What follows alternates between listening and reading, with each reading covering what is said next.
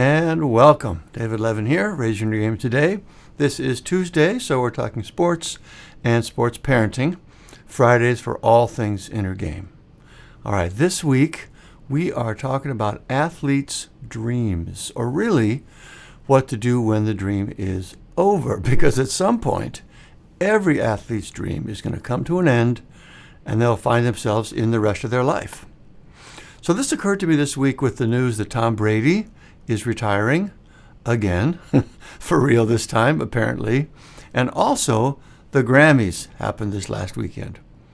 So what do those two things have in common?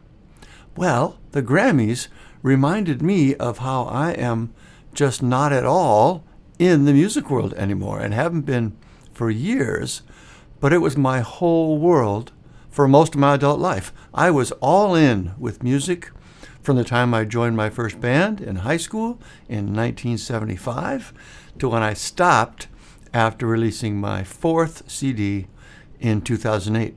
All in for over 30 years, me and Tom Brady.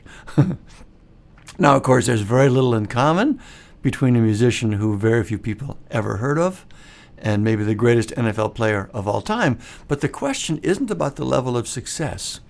It's about identity.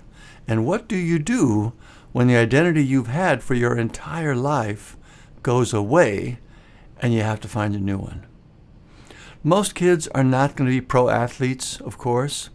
Most don't even want to be pro athletes, probably. But you don't have to hit that level to identify yourself as an athlete or whatever it is you're into. It's really about how you see yourself, what you do with your time, what you think about, what your friends do, how they see you, all of that. Again, for me, it was being in a band, and then later, a recording artist. It was all I thought about: performing, touring, writing, recording, the gear, probably my favorite part, the industry, the competition of it. And that's how I used to watch the Grammys. Who's winning this year? When can I be up there? But now, I literally had no idea they were even happening this year. I just simply could not be less interested or tuned in to what's going on with the music world. But that to me is actually a great sign, not to pat myself on the back, but a great sign of successfully shifting your identity. I am all in now with the Sports Academy. I love it. I believe in it. I am inspired by it. And that's what you really want in your life, right? That's about as good as it gets. You love it and you're inspired by it. I know other people who've made the same kind of pivot. A good friend is a chef, great chef actually, had a successful restaurant in Minneapolis with his name on it.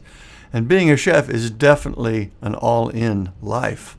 At some point, though, he decided he was done with that, moved on into other food-related areas, now runs a huge orchard, loves it. There's an NFL guy named Bo Eason, former player, got injured. Interesting story. His first thought when he was injured was, I'm going to jail. If I don't find something to do with this energy, I'm not going to make it. He ended up deciding to go into acting, spent 10 years learning and developing, and finally had a great one-man show on Broadway. Very interesting guy. Loves his life now. So that's what you want to be able to do. And as parents, we want to help our kids be ready to do that when their time comes, because it will at one point or another. So what are some things we can do? First, you want to help them keep from totally identifying with being an athlete. It's great to be all in with something, but they should also have other interests, do other activities, take piano lessons, learn a foreign language, have a hobby. Hobby outside of sports, whatever it is, all kinds of things it could be. Childhood in general should be a time of exploration and self-discovery. So you could also just think of this as making sure they have a normal, balanced childhood.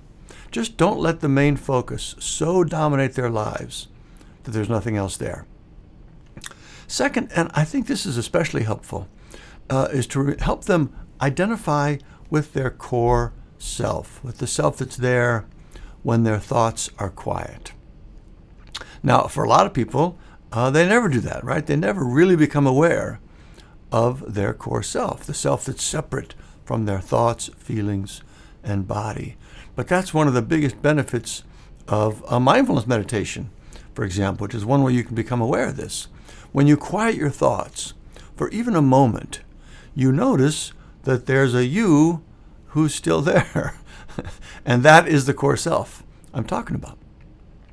The more we can identify with that, the easier it is to see the things we do as not who we are, they're just something we do.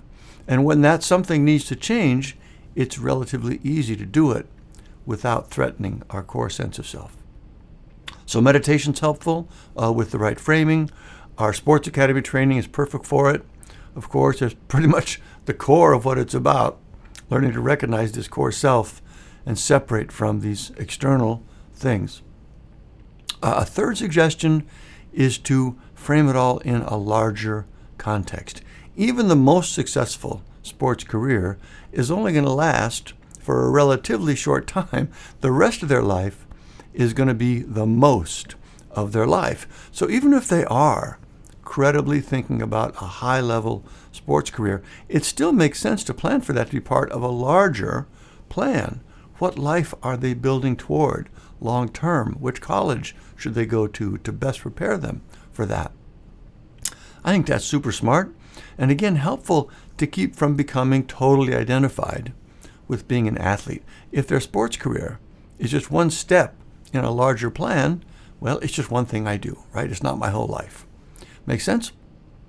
And then the last one is to support them and encourage them to develop healthy relationships. And this ties to just having a normal childhood. That's a huge part of what we learn as we grow up, is how to be with other people, how to have honest, warm, caring, responsible relationships. Or at least that's what we hope kids learn. And it needs to be a focus. It doesn't necessarily happen by itself. One of the things I love so much about Waldorf education is the social and emotional aspect of it. It's not just left to itself. It's an overt part of their experience and conversations every day. How are we being with each other? How do we be respectful and inclusive with others? It's really beautiful and so important. Whenever we need to go through something in our lives, and we all need to go through things, whether it's an identity pivot or any of the other sort of challenges we face in our lives, the more connected we are to others, the better friendships and supportive relationships we have, the easier it'll be. And I think this is especially true in a realm where one might become famous at some level. It's so easy to get wrapped up in all that, to start to see yourself being what you do, being what people see you as doing, to see yourself as something better and more important and special. And that is all so problematic in many ways, but especially in transitioning to when you're not in the spotlight anymore.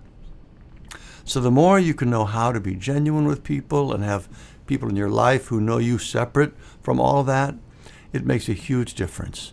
Not only in staying more grounded and happy while you're in it, but especially when you have to pivot to being out of it. So those are my thoughts on how to help kids be ready for when the dream is done. Make sure they have interests beyond their one main thing. Help them identify with their core self. Help them see sports as just one part of their larger life, and support them in developing healthy relationships. I hope that all makes sense and that it was helpful. If you have teenagers in sports and want to help them connect with their core self, check out our Mental Game Starter Kit. It's a great set of resources to help you start boosting their mental game. Just go to raiseyourinnergame.com, scroll to the bottom. You can learn about it and register there. It's all free, of course. If you like what you heard on today's show, please tell your friends and rate and review us on Apple Podcasts or wherever you listen to pods. It helps more people find the show and get that mental game boost they need. If you'd like to support the show so we can keep things ad-free, please click the Buy Me a Coffee link below, and thank you for that. If you're listening to the audio podcast and you like video, we post all our episodes on YouTube as well. There's a link to that in the show notes. And finally, we'll close again with Steve Prefontaine, the legendary long-distance runner, and his quote from the end of the Raise Your Inner Game book. To give anything less than your best is to sacrifice your gift. That's what we're doing. We're working to be our best and to help our kids be their best, because it's better for us, and the world needs as much of it as it can get. So keep up the good work, and we'll see you next time.